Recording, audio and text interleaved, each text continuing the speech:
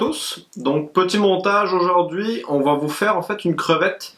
Donc ça c'est les crevettes de style on va dire Wewerka qui sont vraiment je vous dirais designées plus pour le permit, dans des tailles un petit peu plus petites ça marche très très bien aussi pour le bonefish. En fait c'est vraiment des mantis shrimp, on essaie d'imiter les crevettes mantis qui vont souvent, on va avoir différentes couleurs là-dedans, on peut en avoir qui sont vraiment très très claires si on pêche par exemple sur du sable.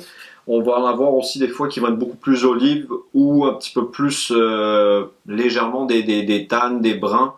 Mais en fait, c'est vraiment de s'adapter, je vous dirais, beaucoup au milieu que vous allez trouver quand vous allez pêcher dans le sud. Parce que la couleur va être très très très importante en général pour ce genre de pêche, surtout pour le permit. Donc en fait, on va essayer de faire, vous voyez, des crevettes.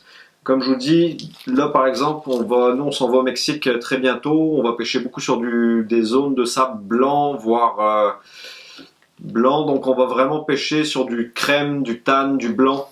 La couleur sable pour être aussi. Donc on essaie de faire des petits mix un petit peu avec différentes teintes de dubbing pour aller vraiment chercher des couleurs très très très naturelles.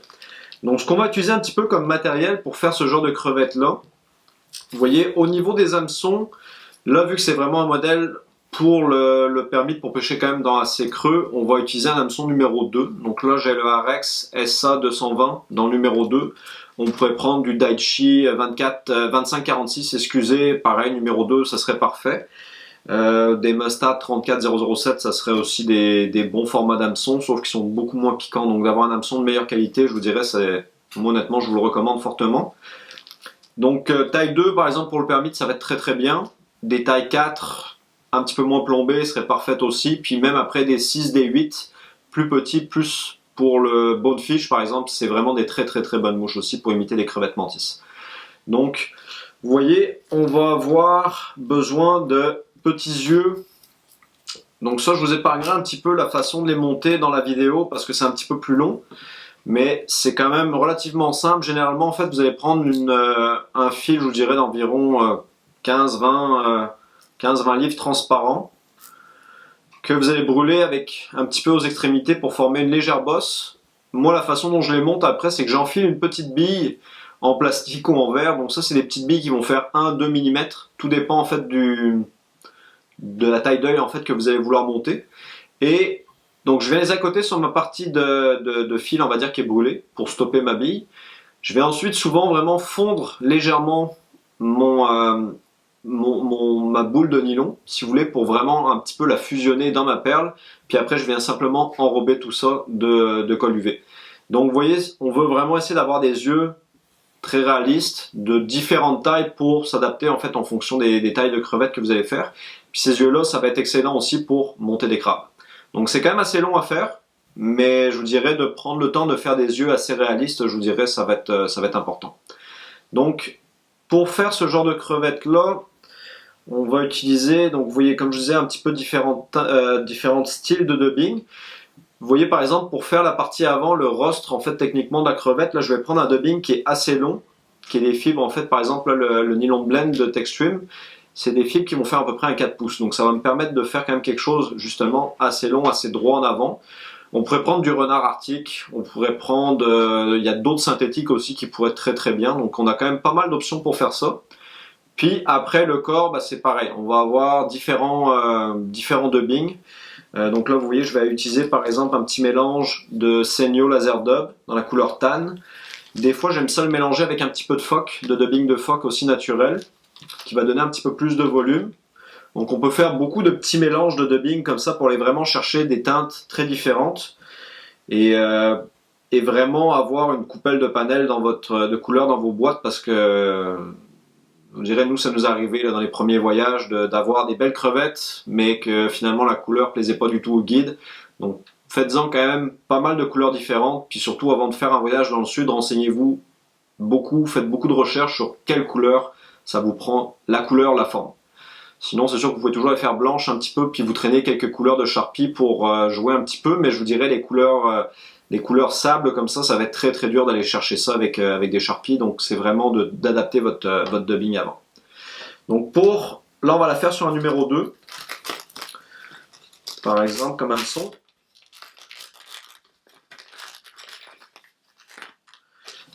Vu la taille de l'hameçon, je vous dirais je vais utiliser un dumbbell en fait taille médium. Le jaune, là où on s'en va, marche très très bien. Donc, vous voyez, on va venir fixer notre hameçon. La couleur du fil aussi peut paraître très importante. Je vous dirais, au début par exemple, j'utilisais du tan. Le problème du tan sur ce genre de crevette là, c'est qu'une fois mouillé, il devient très foncé. Donc trop foncé. Il y a même du monde, je vous dirais, qui vont préférer monter avec des fils complètement transparents en mono. Ça peut être aussi une très bonne solution. Mais sinon, moi, ce que je préfère utiliser, honnêtement, c'est un UTC 140 deniers, mais dans la couleur crème, qui, une fois mouillé, va être légèrement plus foncé. Et je vous dirais qu'il va pas mal ressembler un petit peu à la couleur du dubbing qu'on va utiliser. C'est des petits détails, mais je vous dirais, le problème du permit, c'est que les petits détails sont extrêmement importants, puis c'est des fois des petites choses comme ça qui vont vous permettre de prendre du poisson ou ne pas en prendre. Donc on va venir attacher notre dumbbell pas mal à l'arrière. Oui, on va se laisser quand même juste un petit peu de place.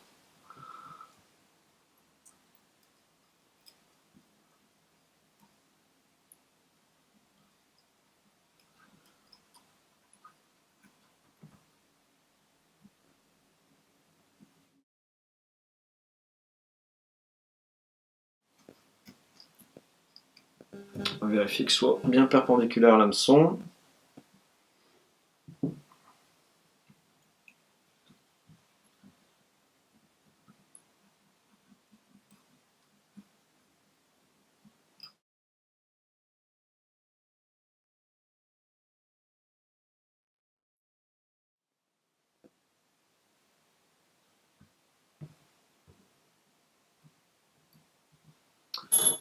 Donc on va venir faire en fait, si vous voulez, première étape, je vais venir faire en fait, si vous voulez, les antennes de ma crevette. Donc là je vais prendre en fait juste un brin de cristal flash noir que je vais venir replier en deux.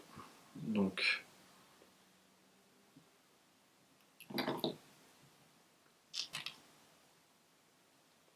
on va venir l'attacher en fait en premier pour qu'il soit sur le dessus du rostre. Vous voyez, je vais le pogner dans le milieu ici. Puis, donc là par contre, vous voyez aussi quelque chose qui est important. D'habitude, on monte rarement aussi loin en arrière sur votre hameçon. Mais des crevettes mantis, en fait, c'est vraiment une crevette qui est faite très allongée. Donc vous voyez, en fait, on va vraiment quand même monter assez loin en arrière sur l'hameçon. Beaucoup plus que l'ardillon. Donc ensuite, pour venir faire notre os, donc vous voyez, je vais venir prendre une petite pincée de nylon blend couleur sable.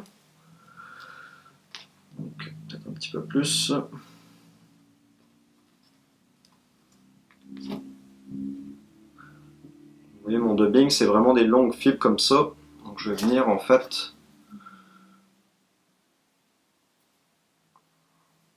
le couper en deux.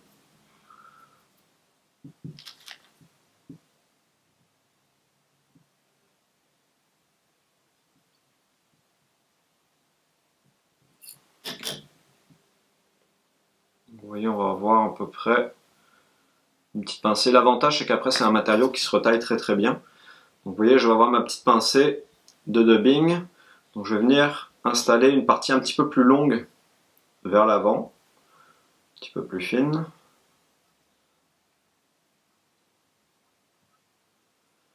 Puis on va venir en fait rabattre après cette partie-là.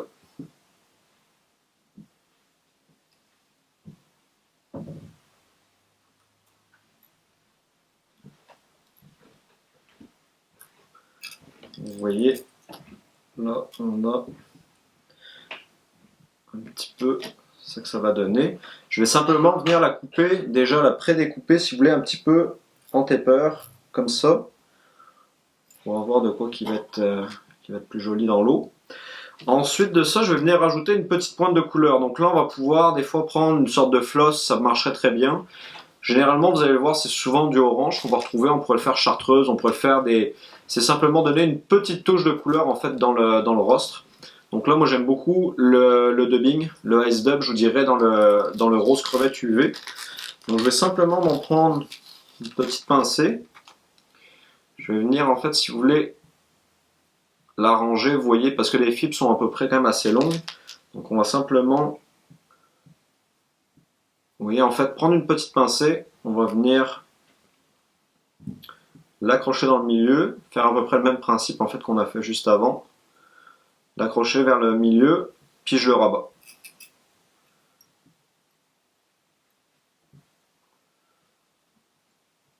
Tac. Vous voyez, pareil, après, si jamais c'est un petit peu trop long, on fait simplement lui donner un petit coup de ciseau pour le retailler. Donc là, je vous dirais, mon rostre en fait de la crevette est pas mal déjà fait. On va simplement ensuite après faire plusieurs couches, si vous voulez, de dubbing loop. Donc là, en fait, vous voyez, je vais me préparer une petite boucle avec des fibres assez longues. Puis je vais venir en fait après accoter mes yeux, puis ma première couche de pâte en caoutchouc. Donc là, je vais prendre je pourrais prendre le nylon blend aussi, qui serait parfait pour ça. On peut y aller avec le Seigno, vous voyez, c'est des fibres qui sont quand même assez longues. Donc là, en fait, si vous voulez, je vais simplement me prendre une bonne pincée quand même de dubbing. Ce que je veux, c'est avoir quelque chose en fait qui va recouvrir un petit peu puis donner un petit peu plus de volume. Donc, je vais simplement la couper peut-être à, je dirais quoi, environ 1 pouce et demi de long. Donc en fait, ça, si vous voulez, je vais venir la mettre dans une dubbing loop. Donc on va former notre petite dubbing loop. Donc ça, après, c'est ma technique de montage, je vous dirais, il y en a plein d'autres différentes. Moi, c'est ma façon un petit peu de procéder. Donc vous voyez, je vais venir installer, mettre la partie la plus longue vers l'avant. Je vais venir utiliser mon twister à dubbing.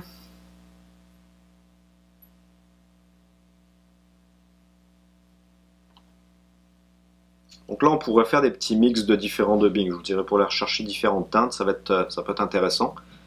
On va venir le brosser pour aller rechercher vraiment notre longueur. Vous voyez, avec un petit peigne. Pas trop raide pour pas non plus tout déchirer votre dubbing. Puis en fait, après, je vais simplement venir l'enrouler en le peignant comme un hackle. Vous voyez, vers l'avant.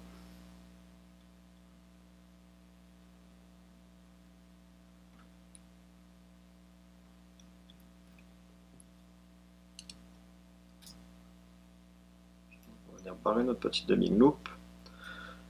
Cette petite boule de dubbing là, en fait, elle va donner un petit peu de volume. Ça va permettre d'asseoir un petit peu, si vous voulez, les yeux dessus, puis les pattes. Donc, pour pas que ça soit tout le temps dans le rostre de votre mouche.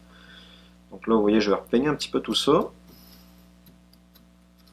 Si jamais des fois c'est un peu trop long, vous pouvez le retailler aussi. Mais là, ce qui est le fun de ces genres de dubbing là, c'est qu'ils sont quand même assez translucides. Donc c'est ça qu'on recherche aussi dans l'eau. Là, on veut pas de quoi de trop opaque. Un petit peu comme une mouche à saumon, je vous dirais, on veut vraiment garder de la transparence. Donc, ensuite de ça, je vais pouvoir venir installer en fait mes yeux 3D. Enfin, mes petits yeux de crevettes. Donc si vous voulez, je viens simplement... Vous voyez, moi je les fais toujours comme ça parce que ça me permet de les faire sécher. Puis toujours mieux, je trouve, vu quand on les fait, on essaie toujours de les faire de la même taille. Donc en ayant toujours des paires, comme ça, je vous dirais, moi je trouve ça plus facile. Vous pourriez les faire simplement sur une seule tige de nylon, c'est vraiment à votre goût. Donc votre œil, en fait, vous voyez, je vais le placer un petit peu en avant, en fait, de la courbure de l'hameçon, comme ça. Donc on va venir l'attacher. Par exemple, là, je vais venir les raccourcir un petit peu tout de suite, ils sont trop longs.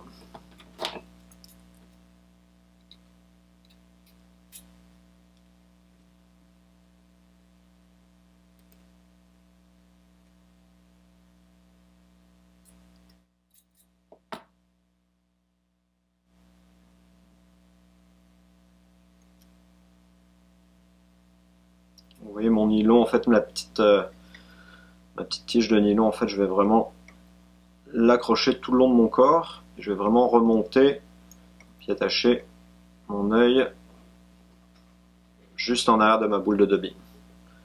Je vais venir monter de l'autre côté. On essaie de mettre les yeux exactement la même longueur.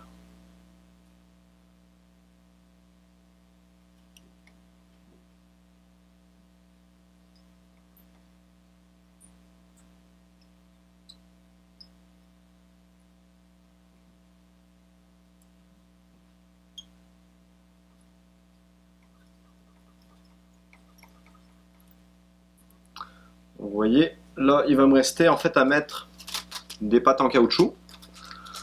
Donc là pareil, on a plein de couleurs différentes qui existent, plusieurs différentes tailles aussi un petit peu. Moi j'aime beaucoup les loco leg. Donc là vous voyez, je vais venir en découper juste une, vu qu'elles sont quand même assez grosses.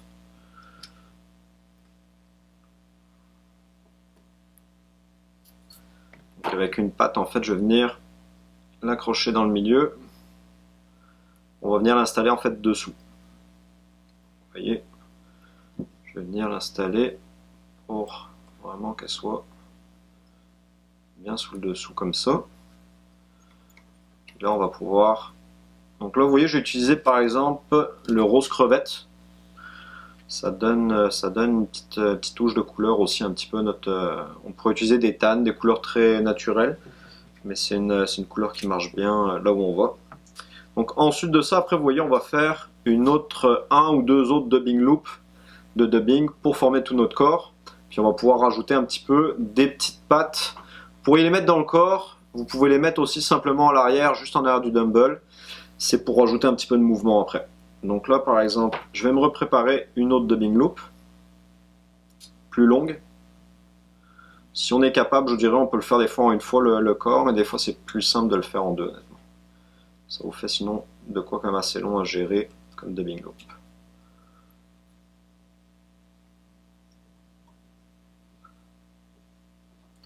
Donc là je vous dirais, je vais faire un petit mix de dubbing. Donc on va prendre, donc, comme je disais là j'ai le Seigno. Donc en fait on va se faire un petit boudin. Puis je vais remettre un petit peu par-dessus du nylon de blend dans la couleur sap qui est un petit peu plus foncé. Donc ça va me faire un petit mix, un petit peu de dubbing qui est sympa. En fait je vais me préparer un petit boudin en longueur. On va mettre différentes couleurs de dubbing. Donc là par exemple,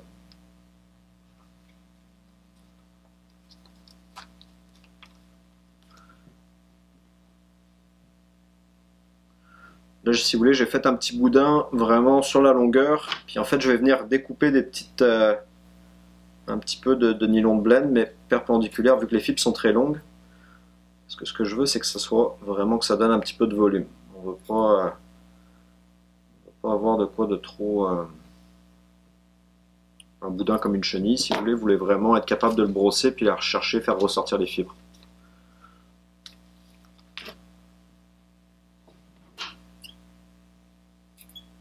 Bon, je vous dirais, moi généralement ce que je fais, c'est que je me prépare des mélanges de dubbing d'avance.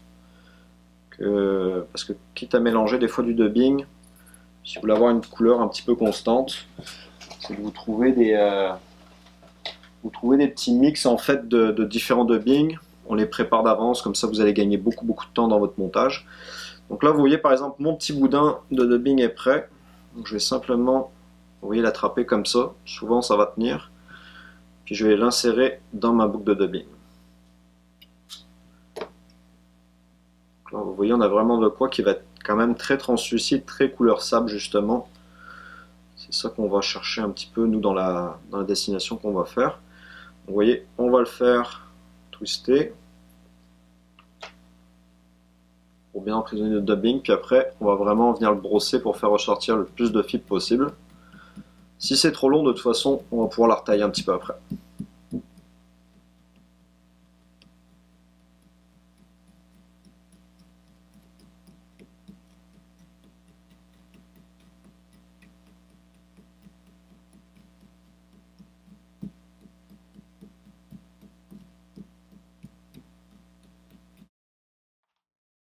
Donc, vous voyez, donc on a déjà de quoi qu'il y ait un petit peu de volume.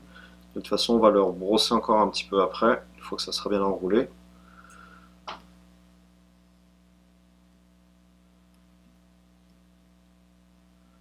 Oui, je vais venir faire 2-3 tours.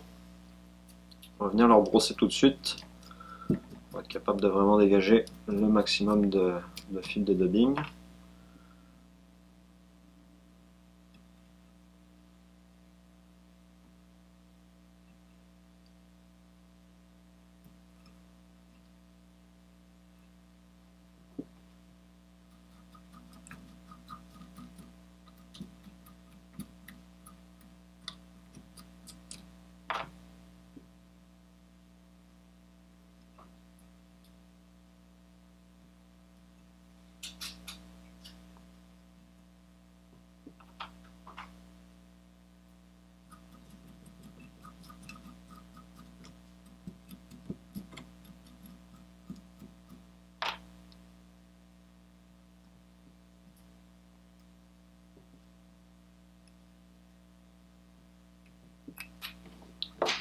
Petit poil de chevreuil qui s'est incrusté là-dedans.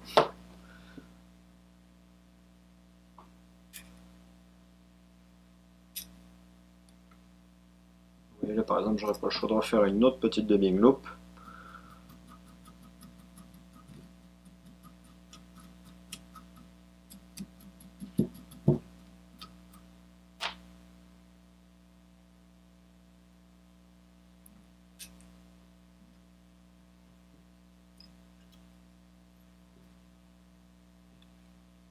Donc on vient barrer la première dubbing loop, on va venir couper ça ici.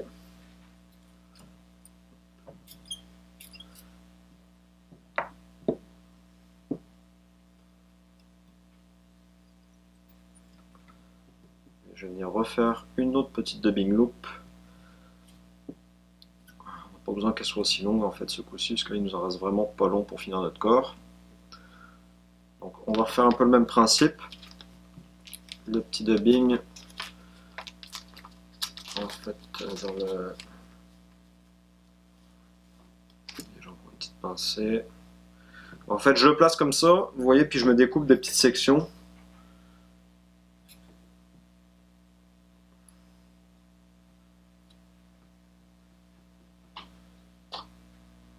Donc en le plaçant un petit peu, on va reposer du dubbing tan de Seigno un petit peu par-dessus.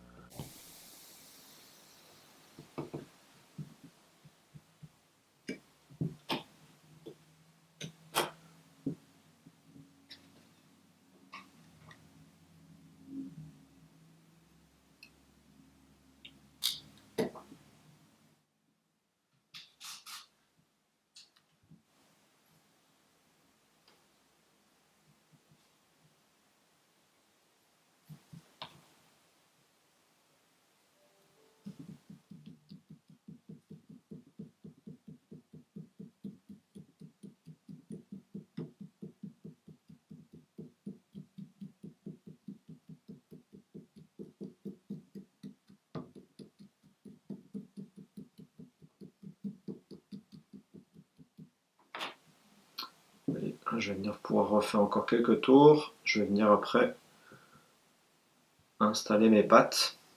Un autre petit groupe de pattes si vous voulez à l'arrière.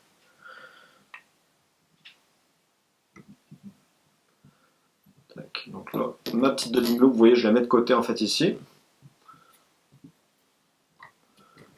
Je vais venir brosser un petit peu tout ça.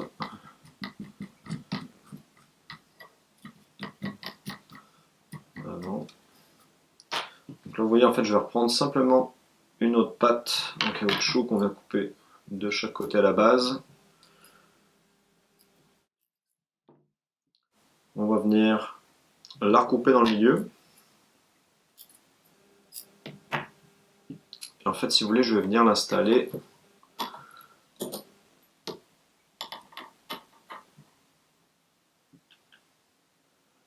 Je vais venir l'installer en fait comme ça ici, en arrière du dumbbell. Donc je l'attache par le milieu, 2-3 tours. Puis en fait après c'est vraiment le reste du dubbing qui va me permettre, vous voyez, de la coincer un petit peu en arrière. Donc ça va donner vraiment beaucoup de mouvement. Puis le restant, vous voyez, de la boucle à dubbing, je vais enrouler ça, si vous voulez, autour de mon dumbbell pour venir le cacher un petit peu.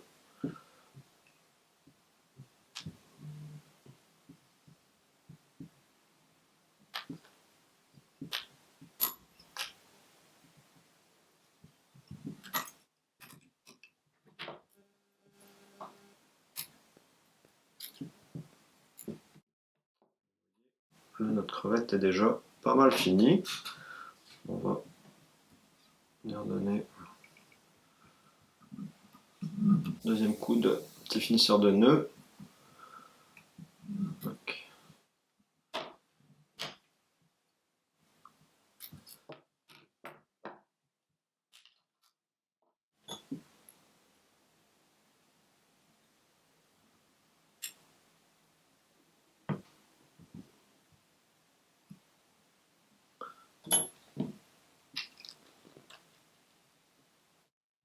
Vous voyez, ensuite, après, on va pouvoir retailler un petit peu le poil, si le dubbing, si on veut. Je dirais donc là, ce qu'il faut faire attention surtout, c'est de ne pas couper les pattes, bien important. Mais on pourrait, moi ce que j'aime bien des fois, c'est retailler un petit peu, surtout la bedaine, je vous dirais. Faire en sorte que vraiment notre mouche va vraiment, en taillant un petit peu la partie en bas, si vous voulez, ça va l'aider à nager droite. Donc, pas qu'elle se tourne ou qu'elle twist. Et l'avantage par exemple, c'est que vu que le dubbing, ce dubbing là est quand même très translucide, en fait ça va pas gêner tant que ça. Vous voyez, si jamais c'est un petit peu trop long, je vais simplement venir le raccourcir peut-être un petit peu là ici par exemple comme ça. Et vous voyez, on a déjà une belle petite forme de crevette. Les antennes, on peut les raccourcir un petit peu. Les pattes, je vous dirais ça c'est quelque chose aussi, n'hésitez pas à laisser vos pattes relativement longues, quitte à les recouper, parce que vous pourrez les recouper sur place un petit peu. Si jamais vous les trouvez un peu trop longues, qu'elles se mêlent un petit peu trop dans vos hameçons, quoi que ce soit, vous êtes capable de les raccourcir. Par contre, vous ne pourrez jamais les rallonger. Donc là, vous voyez, je les coupe quand même relativement longs. Si jamais dans l'eau, comme je vous dis, j'aime pas l'action ou peu importe, je vais venir les raccourcir un petit peu avec mon coupe-ongle. Donc là, vous voyez, pareil, les petites pattes en dessous, ça, je vais les raccourcir un petit peu. Ce qu'on veut, c'est vraiment avoir du mouvement. Et vous voyez, notre crevette est pas mal terminée. Donc c'est d'arriver à faire en sorte, on essaie de faire en sorte de quelque chose le plus réaliste possible. Puis ce genre de petites crevettes là, même dans d'autres couleurs, je vous dirais, honnêtement, vous allez prendre n'importe quoi. Aussi bien le barillet, ça serait une excellente mouche aussi, puisqu'on a beaucoup de crevettes de sable, par exemple, en Gaspésie. Donc ça va être une couleur qui va être un petit peu plus foncée que celle-là, mais pas tant que ça. Donc un tan vraiment un petit peu plus, qui va tirer légèrement plus sur le brun. Mais dans cette taille-là, par exemple, pour le barillet, ça serait une très très très bonne mouche aussi. Puis toutes les espèces dans le sud quasiment vont jamais laisser passer une crevette. Donc vous voulez faire des petites carpes rouges, tout ce qui va être les vivanos, en fait je vous dirais là, ça va être les petits snappers, beaucoup de labres, on a énormément d'espèces qu'on peut prendre avec ça, les petits carangues, toutes ces espèces là vont vraiment adorer prendre une petite crevette. Donc on va vous souhaiter un bon montage, puis amusez-vous.